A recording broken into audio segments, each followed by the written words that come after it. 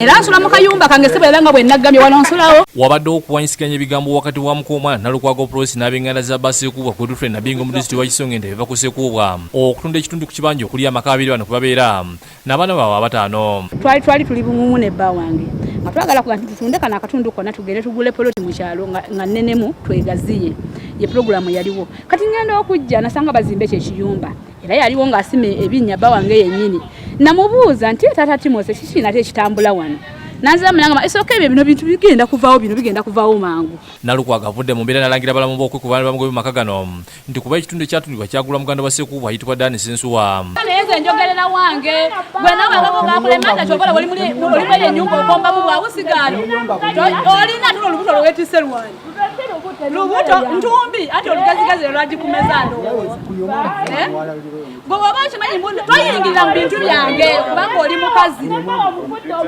era musiru mwena muli basiru kati gwe kaba kuongeza omusaala n'ebiri tebikukwatako. Nalukwago kati asula mu kakonteyina mwalina saloni yaddukira ku poliisi ye neekwata bba ne musipi kino kyanyisinya aboolugalo lw'omusajja nga bagamba n'ensonga zaali badde zigonjoolwa awatali kusika muguwa. Sirikale bagamba naye mutabani we ensobi gye yakola kumuyita kujja ku poliisi n'atagira ki n'atajja. Banditudde nga famire ne tukola ki naye agenda ku poliisi naye wenna oli awo wawala buwawazi olinga gino emika gya gaasi kati beera awo tulinde ekiddako. Bano era beeganye okuba mu kubani lino nga kino kireesewo okuwanyisiganya ebigambo balangirira Nalukwago okuba omubbi naye kimu gye mubeera n'abawerekeza ebigambo nga bamuddiza. Olaba watunda mbizi n'ogenda n'ogiddeyo ng'ate gwe ogitunze naye toswalako bimanyi lwaki bagitunda n'ogenda n'ogijjayo obutaswala kati swalako n'ogenda mutubbira amagi g'embaata zaffe tusirise ne mugala ne mugamalawo ne tusirika kati embaata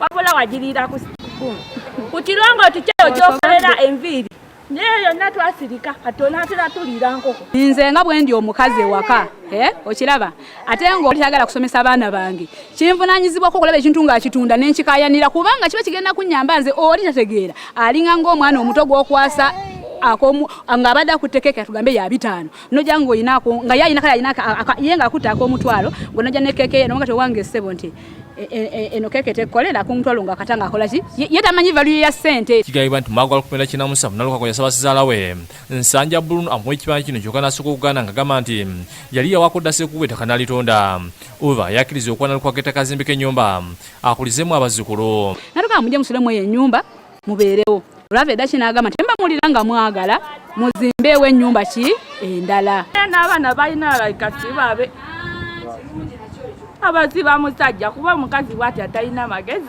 olaba yagobawo omwana wa mujjawo kati olaba mukazi n'abato. Dani Sensuwa yagolaganya okubeera ku kyayogera ku nsonga zino.